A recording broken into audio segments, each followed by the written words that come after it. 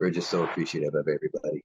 Now in New at 11, how Hawaiians say South Carolina has stepped up in the face of danger. Plus, what shut a Myrtle Beach motel down this week and forced dozens of its residents out of their homes. And our Eric Richards tells us why we'll have to wait to learn the fate of a controversial shopping district. WMBF News at 11 starts right after the lottery. Keep it right here. Across America with Mega Jackpots, it's Mega Millions. Hello, America. I'm Jon Carter. It's Tuesday, August 15th, and tonight's Mega Millions jackpot is an estimated annuitized $36 million. To win that jackpot, you must match these 5 white balls plus that gold mega ball. Now, let's see if I can make you a millionaire tonight. Our first winning number tonight is 57. That's followed by 39. Up next, we have 42. Your next number is 63, and your final white ball number for this Tuesday evening is 18. Now for the mega ball number, that is 7. Again, tonight's winning numbers are 57, 39, 42, 63, 18, and the gold mega ball is 7. Now, if no man's lost 6 numbers, Friday's jackpot could be more than $55 million. Play on, America. Live, local, now. This is WMBF News at 11. Tonight's storms are on the way out, but they're leaving behind some slightly milder weather. And let's go ahead and check in on Chief Meteorologist Stephen Arnold for your first alert to more storms and cooler weather ahead. Yeah, we're not exactly breaking out the pumpkin spice latte just yet. But I'm so ready. But after the heat index up around 115 the past couple of days, it is going to be getting a little bit better as we work our way into the day on Wednesday, thanks in part to some better shower and thunderstorm chances. Now, we had some big storms scattered across the PD earlier this afternoon into this evening. They kind of fell apart before they arrived in the Grand Strand. Just a couple of sprinkles here across Horry County right now, but that risk for a couple of showers and storms is going to be with us. Notice future radar as we head through the rest of the night tonight, occasionally bringing a little bit of that action in, potentially even after midnight. We could still get a downpour or storm across the beaches, but then as we head out the door tomorrow morning, it's nice and quiet, but watch how things really start to light up again as we head into tomorrow afternoon, into tomorrow evening with more clouds, more showers, more storms, and a weak cold front in our backyard. Finally, temperature stay below 90 tomorrow. The heat index right around 100. Still steamy, but a lot better than it has been. But notice those thunderstorm chances up to 60% at times tomorrow afternoon and evening. I'll have a closer look, let you know how long this break sticks around, and a lot more action in the tropics coming up in my first alert forecast. We continue to follow breaking news tonight in North Carolina, where the 4th accused gunman behind a July murder is now in jail. Robeson County deputies arrested 20-year-old Taima Cummings today, nearly a month after they say he and 3 others gunned a man down on Freebird Lane in Maxton. All 4 suspects are being held without bond, facing a slew of charges, including first-degree murder. Across the Pacific Ocean, a South Carolinian is sharing new details tonight on the Palmetto State's response to tragedy. Midlands native and Hawaii homeowner Frederick Griffin claims his friends and family back on the mainland are doing their part, giving back to the thousands impacted by the raging Maui wildfires. I'm blessed that I have a lot of family and friends in South Carolina as well, and they've come together and they've sent money and they're sending clothes. Well, the fire is now nearly fully contained as recovery efforts get underway. Within just the last hour, Governor Josh Green confirmed the fires killed at least 101 people, but crews still have to comb through about 75% of the search area. We're also learning more tonight about the blaze's impacts right here in the Grand Strand. A Murrells Inlet couple tells us their daughter lost nearly everything but her own life last week when the flames tore through her Lahaina neighborhood. And the pair says they frequently vacation in the area, and their hearts aren't only with their own daughter, but with the rest of the community. So when we see all the devastation of our friends and family, the businesses, the history in the town, it's just really tugs at you and breaks your heart. If you'd like to pitch in and help the family, you can find a Venmo link in this story under the news tab on our website. Well, from the Pacific to the Atlantic Ocean, a group of rescued divers sharing their harrowing stories of survival off the Carolina coast. This is truly amazing. Some of them saying they went through quite a few scares Sunday after being swept away from their boat, even coming face to face with an apex predator.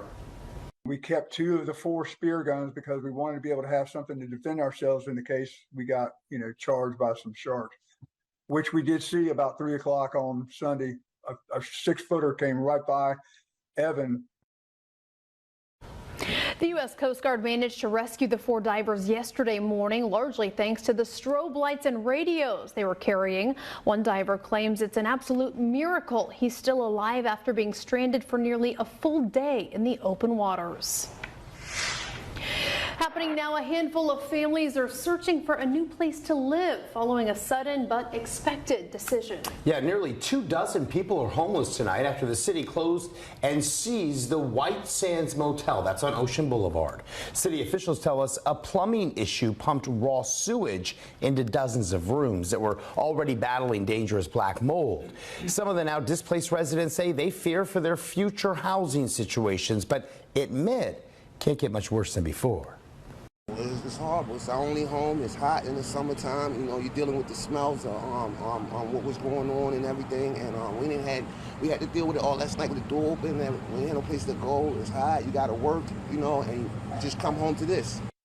City says it's pointing the former motel residents to shelters like New Directions, but can't guarantee each of them will be able to find a spot inside.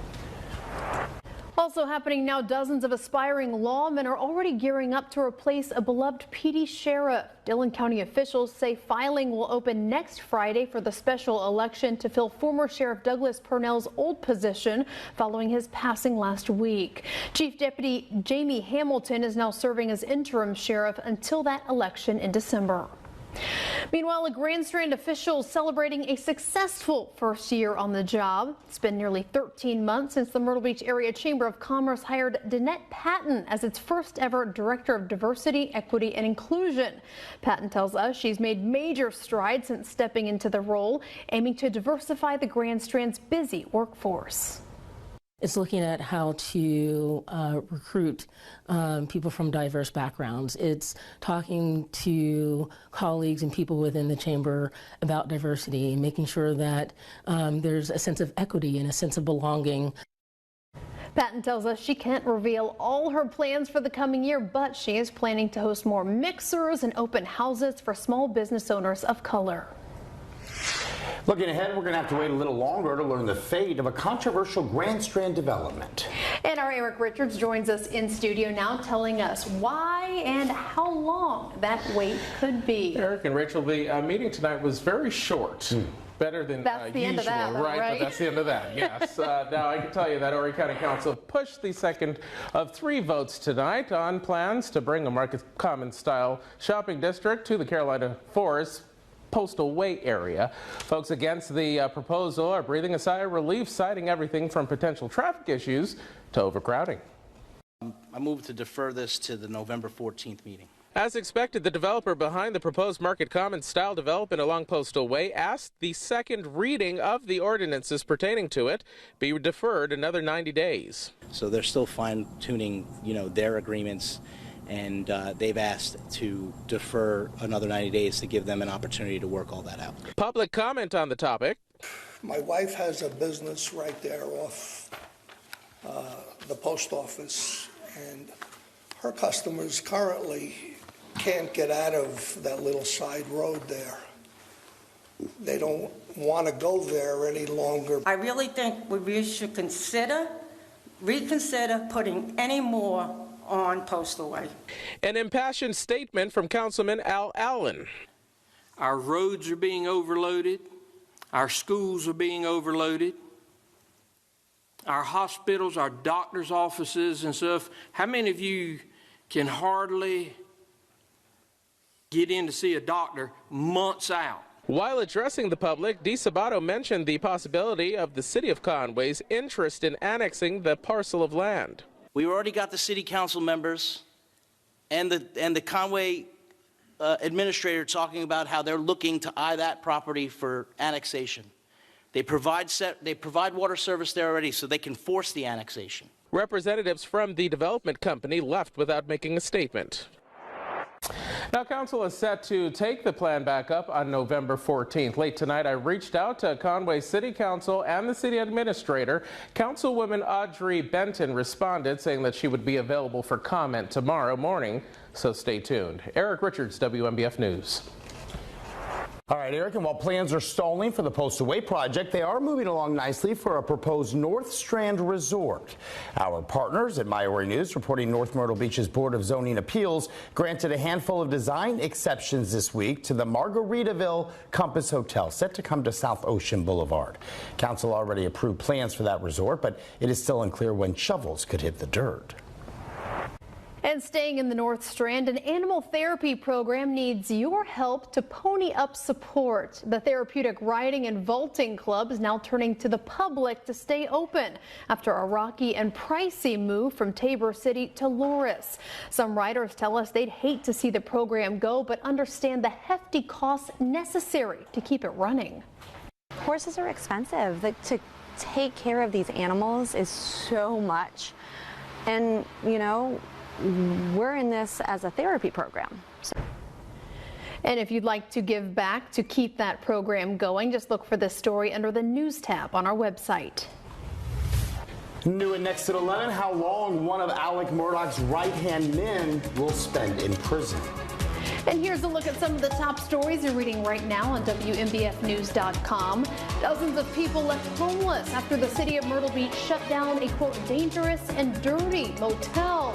A Florence man is in jail accused of neglecting his dementia patient father. And Conway police need your help tracking down a gas station armed robber. You can take a closer look at these and our other top stories right now on WMBFnews.com and your WMBF News app. Am I going to lose a child because of this? The all-new Investigate TV Plus is all about real solutions. Stories that impact you. It really kind of took my breath away for a second. Watch Investigate TV Plus weekdays this September on WMBF News. WMBF Sports takes you to the games every Friday night. Watch Extra Point every Friday night at 11 starting August 18th on WMBF News. Extra Point is sponsored by Tidelands Health.